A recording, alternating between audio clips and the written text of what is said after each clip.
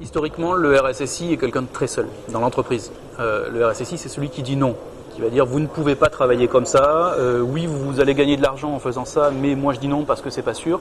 Donc c'est quelqu'un qui mange seul à la cantine, le RSSI. Il n'a pas d'amis, c'est un peu le vilain petit canard dans l'entreprise. En même temps, il a des problématiques métiers très dures, très fortes, il a des contraintes et il a des problèmes. Et ces problèmes-là, généralement, il les résout tout seul et il a tendance à réinventer la roue.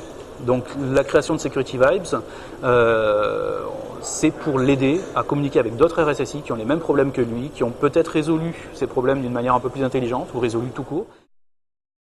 C'est une plateforme communautaire pour les RSSI afin de partager leur expertise, leur expérience, leur déboire aussi peut-être, et de mettre en commun tout ça pour créer une sorte de cerveau collaboratif de la sécurité. Initialement, notre focus était évidemment sur le RSSI qui a ses problèmes, qui veut parler entre RSSI.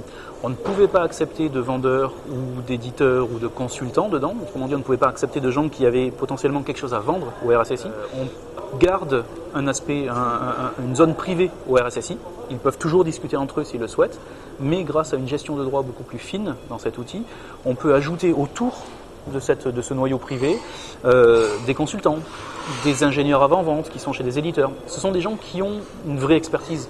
Ça, on ne le nie pas, on sait très bien qu'ils ont une expertise. Et on veut offrir cette expertise-là aussi au RSSI. Security Vibes existe en français, historiquement c'est une communauté évidemment française.